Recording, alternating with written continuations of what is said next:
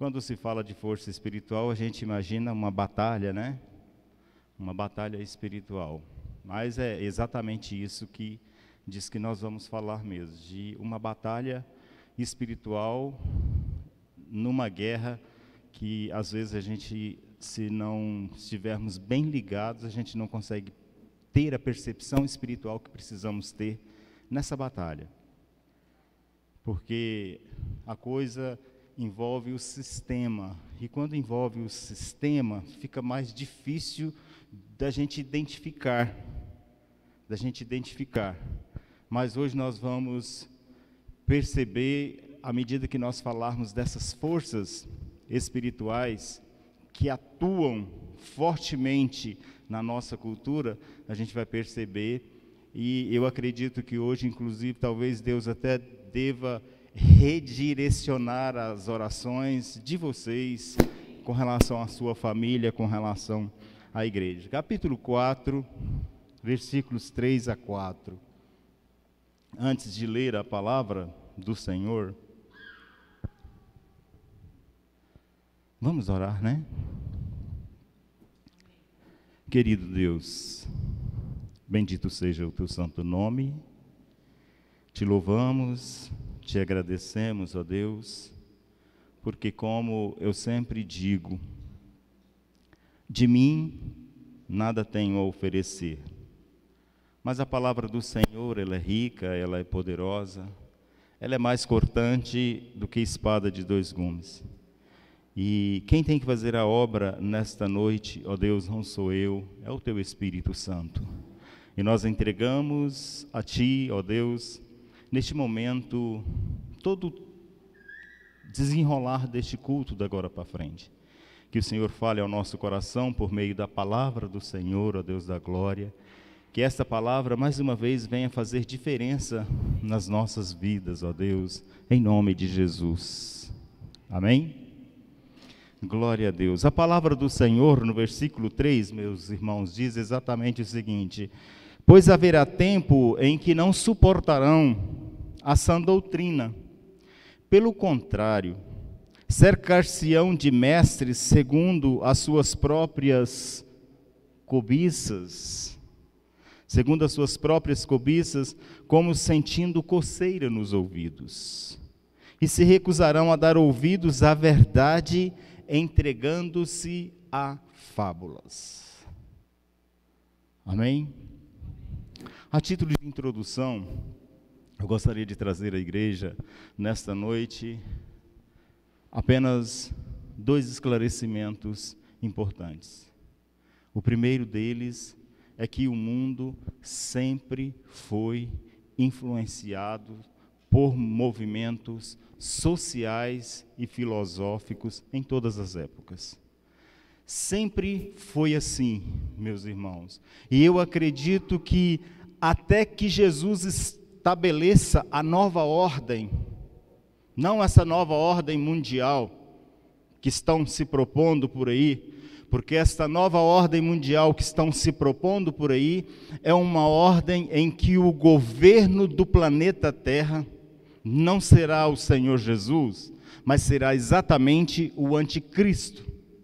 Há aqueles, inclusive, que defendem a ideia de que ele já está no mundo, mas ainda não se manifestou, porque a igreja, o Espírito Santo que ainda está aqui, o detém e não o deixa se manifestar.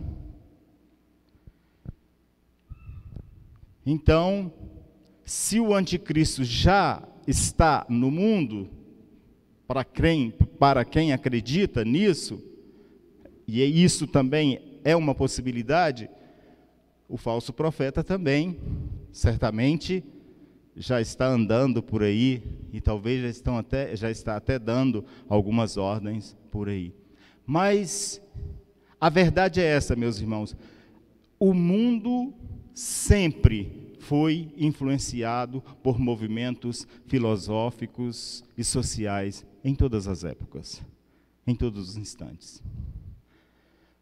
Por exemplo, no século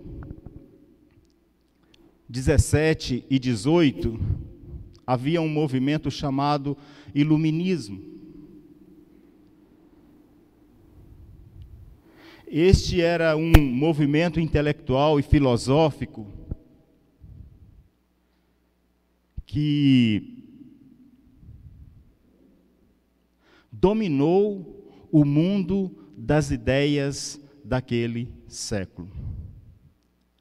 As ideias do iluminismo, elas sempre estiveram centradas na razão como principal fonte de autoridade.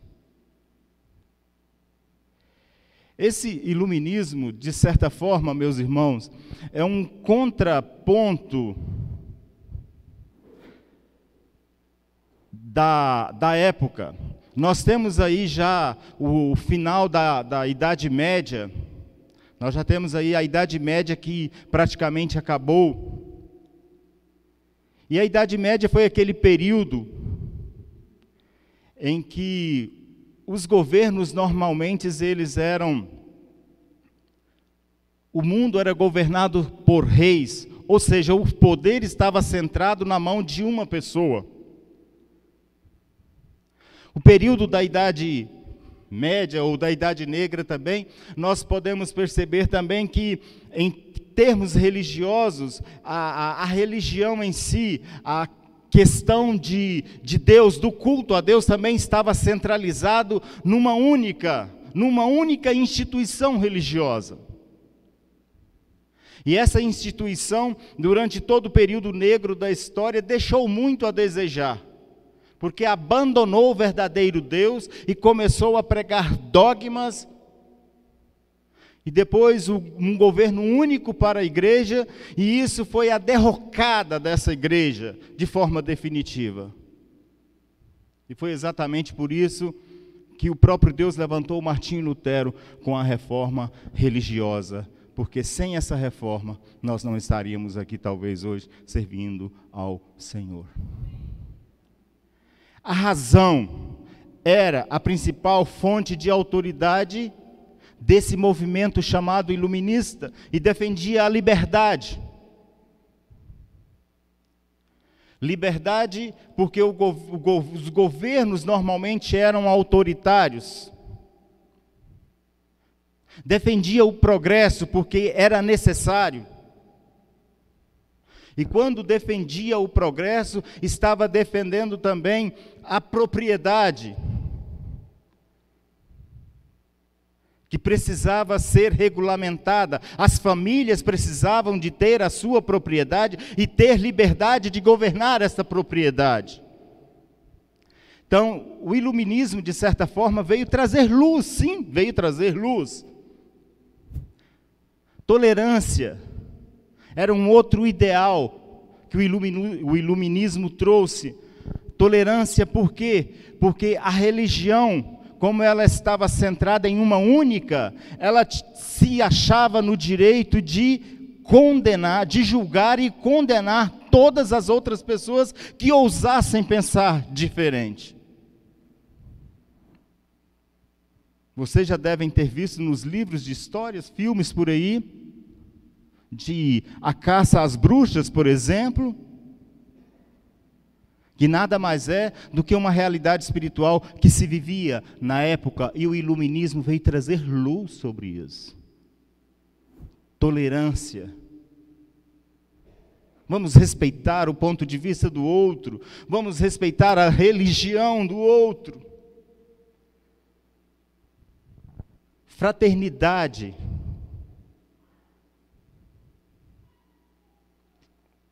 E também governo constitucional. Por que governo constitucional? Porque governo monárquico, o poder centralizado apenas na mão de uma pessoa, realmente era algo complicado. O governo constitucional, não. Todo mundo sentava, elaboravam para si uma carta, e essa carta passava a ser a principal lei que governaria, inclusive as demais leis que surgissem, ela estaria no topo.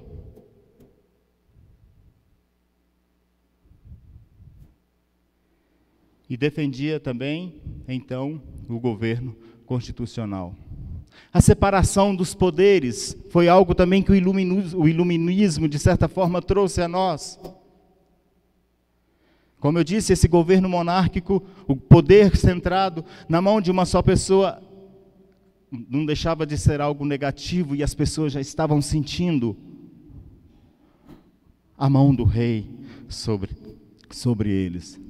Então Montesquieu trouxe a separação dos poderes, poder legislativo, executivo e judiciário. Cada poder agindo dentro da sua área. Não como hoje no Brasil, em que o Supremo se acha no direito de intervir no poder legislativo e no poder executivo.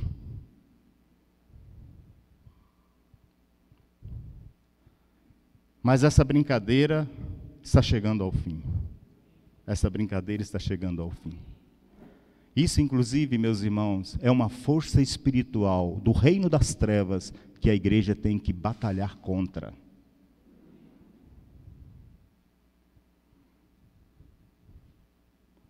Nós elegemos uma Constituição, nós assinamos um pacto social, e esta lei maior que nós temos, ela precisa ser respeitada, mas todos os dias estão rasgando aqueles que deveriam protegê-la, aqueles que deveriam dizer o direito às pessoas, estão, na verdade, corrompidos, rasgando a nossa Constituição, a nossa lei maior, essa lei que deveria nos governar. E a nossa Constituição, diga-se de passagem, é uma Constituição boa.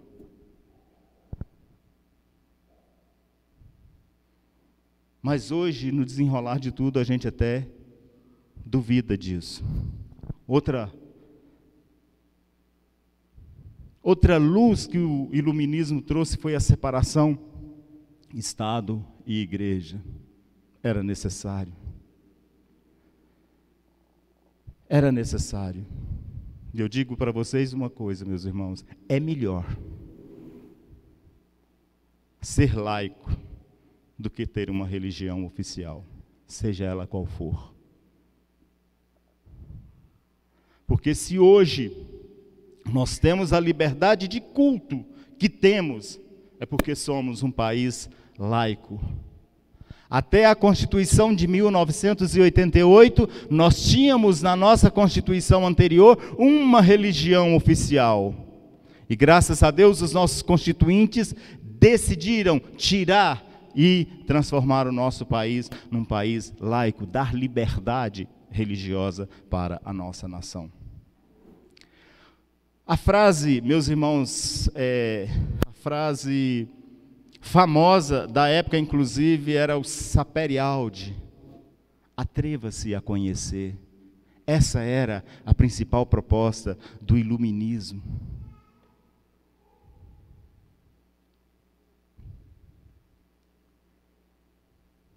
Então, o mundo sempre foi influenciado por movimentos sociais e filosóficos em todas as épocas. E isso reflete diretamente também na igreja.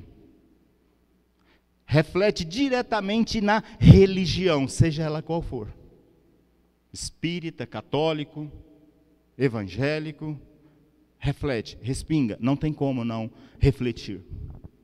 Em segundo lugar, nós temos alguns pregadores do século XVIII, século XIX, que tinham essa pregação tendenciosa contra esse liberalismo da igreja, que veio até nós por meio desse iluminismo. Um exemplo deles é Charles Spurgeon. As pregações dele sempre voltada para combater esse liberalismo religioso da igreja, dos seus dias. Em resumo, meus irmãos, os movimentos culturais sempre, então, influenciou a igreja e a sociedade. E eu gostaria de discorrer com meus irmãos, pelo menos 3 forças espirituais que atuam na época em que vivemos. 3 forças espirituais que atuam na época em que vivemos. Primeiro delas, meus irmãos, e que temos que ficar atentos, é a pós-modernidade. Pós-modernidade. Hoje nós vivemos essa época pós-moderna, né?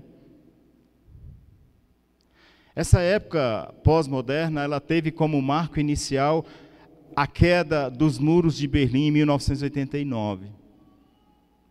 Com isso, inclusive, a maioria dos filósofos e estudiosos, eles concordam.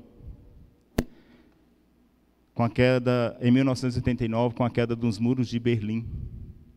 Aquele muro que separava a Alemanha Oriental da Alemanha Ocidental. Ali houve o início de um novo tempo, porque ali as fronteiras sociais caíram por terra. As portas das nações se abriram com mais facilidade para o acesso de outros povos, inclusive. 3 grandes perigos, meus irmãos, surgiram com a pós-modernidade. E aqui começa a nossa batalha espiritual. Primeiro, grande perigo foi a perda dos verdadeiros valores. Perda dos verdadeiros valores. No versículo 3, a palavra de Deus diz assim: pois haverá tempo em que não suportarão a sã doutrina. Haverá tempo em que não suportarão a sã doutrina. Infelizmente, meus irmãos,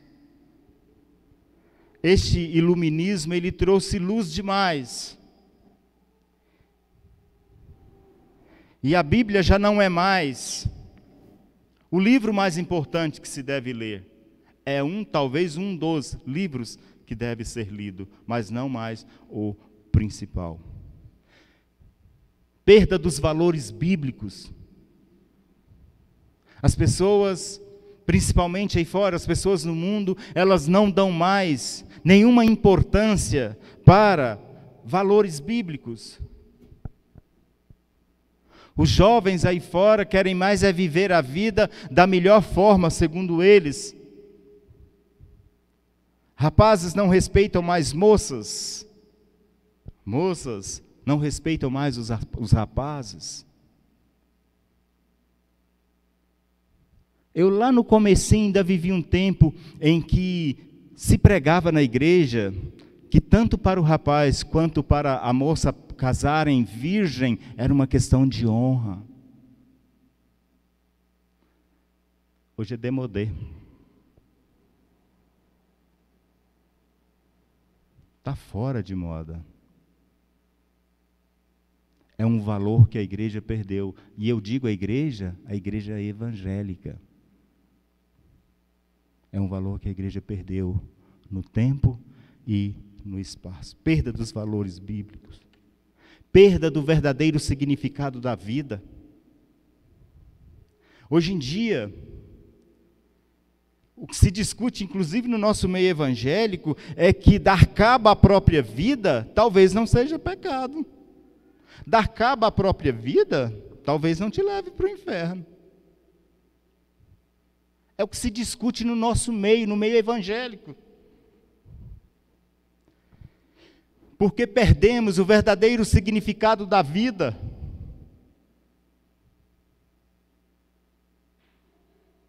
Hoje, quando eu estava olhando nas redes sociais, ainda hoje, agora à tarde, vendo milhares de mulheres na Argentina comemorando uma lei covarde,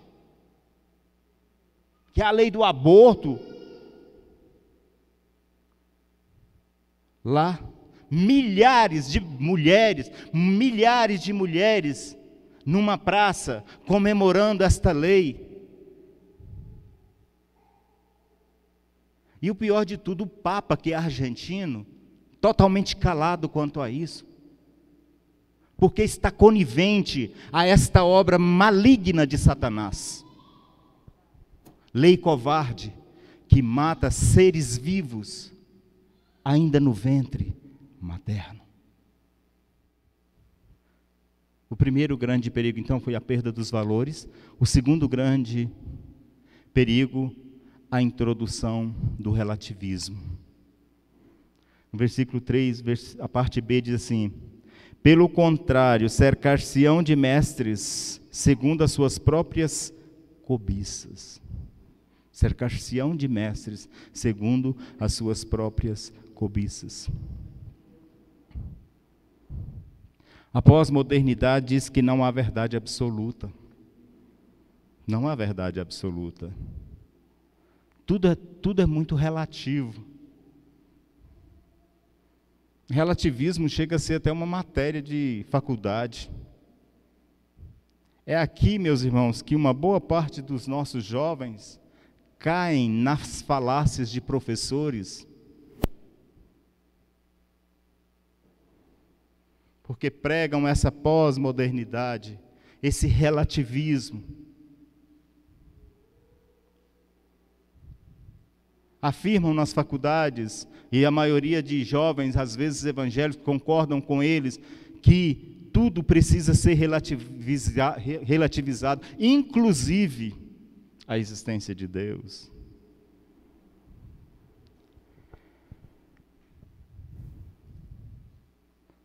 Pregam que nossas escolhas, elas são soberanas. Cada um tem a sua própria verdade. É por isso que existem tantos casamentos se desfazendo por aí. Porque as pessoas se acham no direito, apoiadas por uma visão racional desta. Eu fiz uma escolha errada, preciso de uma segunda oportunidade. E desfaz uma família inteira. E desfaz, então, uma família inteira. Jesus é a nossa verdade absoluta. Eu sou o caminho, a verdade e a vida. Ninguém vem ao Pai a não ser por mim. Esta verdade não pode ser relativizada, meus irmãos. De forma nenhuma. Você não pode concordar com um besteirol desse. A Bíblia é a palavra de Deus, 66 livros, é a palavra de Deus. Isso não pode ser relativizado de forma nenhuma. Você não pode concordar com isso.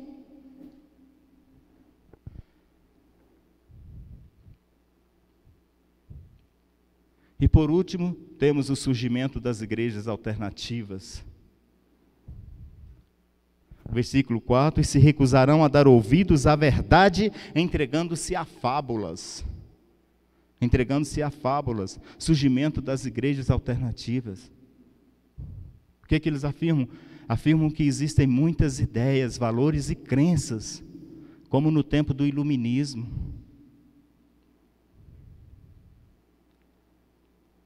A pós-modernidade influencia toda a sociedade e acaba respingando na igreja. Temos aí igrejas, meus irmãos, que seguem um ensinamento paralelo à Bíblia e levam os fiéis a uma nova interpretação da Bíblia, é verdade. Pastores casando, homem com homem.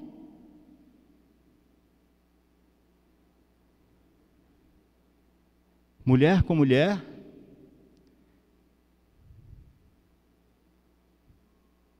Até no catolicismo, por ser uma religião até mais conservadora, se admite um negócio desse.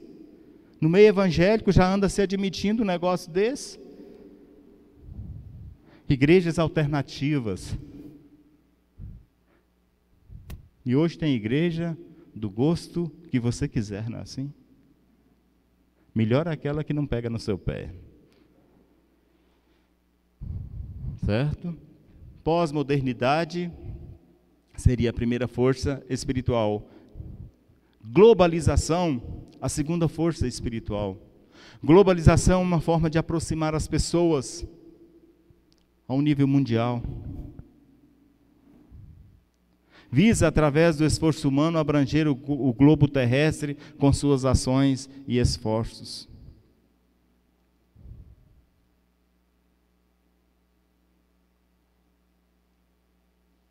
Existem nações por aí que tem tantos brasileiros que quando você entra, você pensa que está até no Brasil, não é? Globalização. 2 aspectos da globalização. Vamos primeiro aos aspectos bons e perigosos da globalização. Primeiro, o trabalho de equipe. Muito bom. Trabalho de equipe formando uma corporação com objetivos definidos. O próprio Jesus nos ensinou isso através do discipulado com os apóstolos. Segundo, unidade de propósito. A unidade de propósito vem da criação de Deus, mas nunca pode se fechar no individualismo corporativista, que é contrário à vontade de Deus. Mas hoje, como é que funciona? Cada um puxa palha para o seu ninho. O Congresso Nacional, a Câmara dos Deputados, puxa palha para o seu ninho, aí o salário, para eles não importa mais o salário. O que importa são as inúmeras gratificações, corporativismo. Estão lá dentro para fazer as leis e fazem as leis para beneficiar a si próprio. E assim, todo segmento da sociedade é desse jeito, porque o homem em si é corrupto.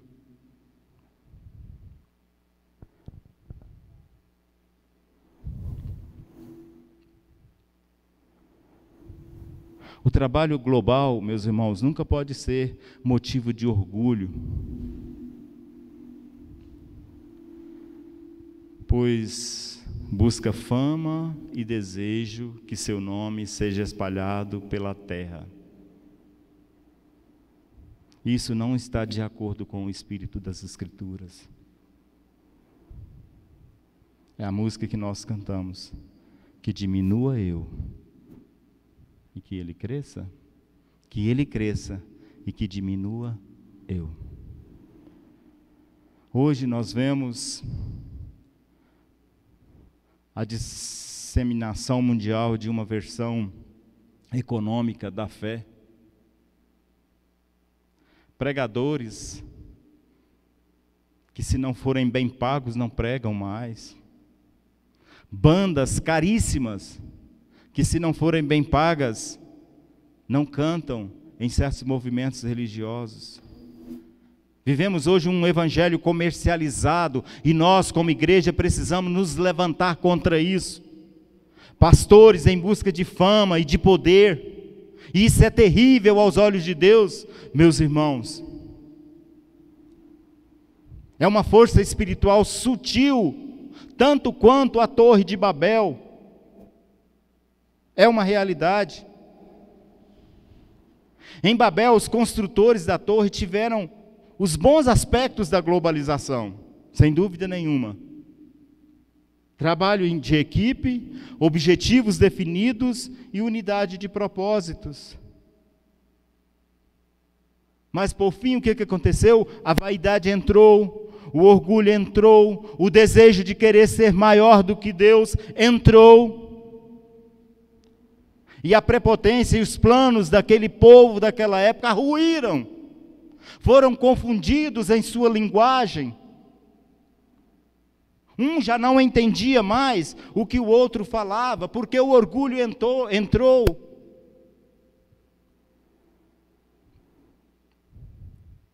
Então esses são os aspectos bons e ruins da globalização, mas os aspectos positivos. A globalização, em segundo lugar, a globalização positiva é aquela extremamente necessária, a globalização do Evangelho que permanece até o final dos tempos.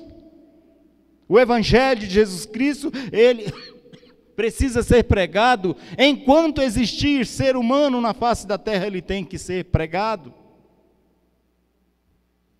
Nós não podemos abrir mão da globalização do Evangelho de Jesus.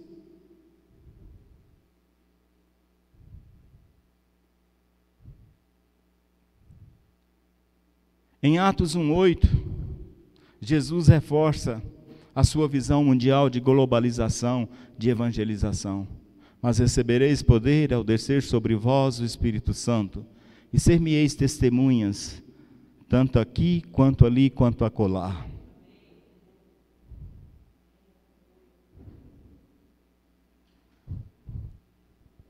A punição de Babel também, meus irmãos, acabou em Atos 2:6, quando o Espírito Santo foi enviado, e todos entenderam a linguagem um do outro.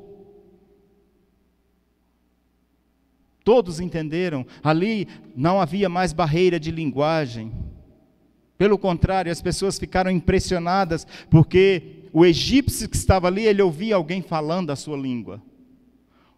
Uma outra nação que ali estava, ouviam eles falar na sua própria língua. Ali Jesus pôs fim a essa Babel, a essa confusão de linguagem. A linguagem do Evangelho de Jesus é a mesma em todos os povos, tribos, língua e nação. Precisa ser a mesma linguagem. E por fim, meus irmãos, nós temos o consumismo. Nós temos o consumismo. Consumismo, em terceiro lugar, seria a terceira força espiritual. Primeira, pós-modernidade. Segundo, globalização. E em terceiro lugar, o consumismo. Dá vontade até de falar de comunismo também. Consumismo. Que é o consumismo? Comprar o que você não precisa com dinheiro que você não tem, para impressionar pessoas que você às vezes nem conhece.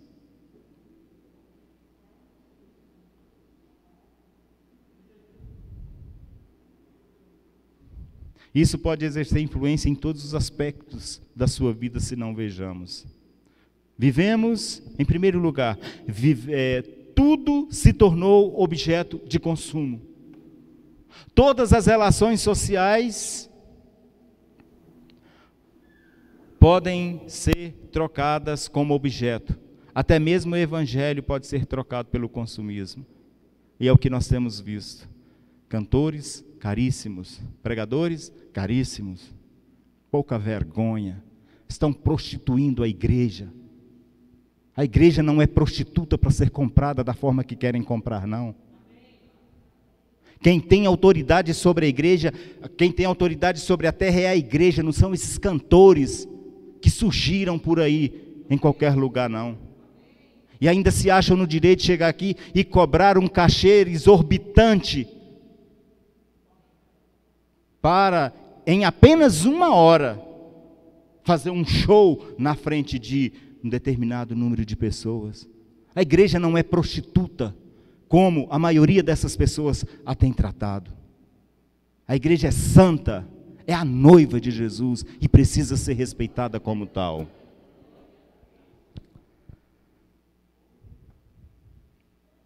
Vivemos numa sociedade que se esquece de Deus, ama as coisas e usa as pessoas. É ou não é verdade? Nós estamos vendo isso aí todos os dias na mídia, na televisão.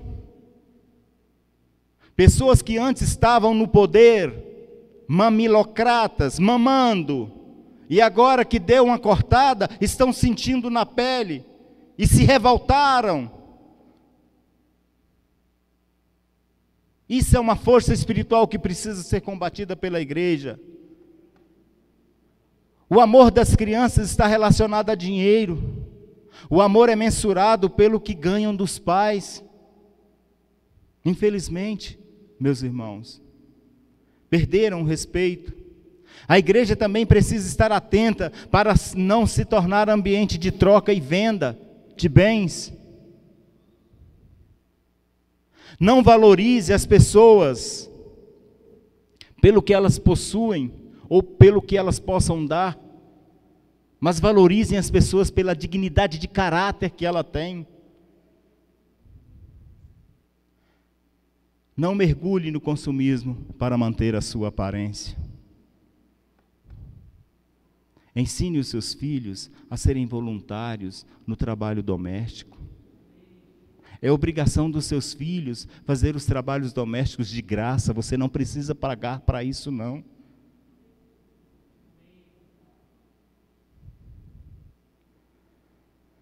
Viva contente com o que Deus te deu.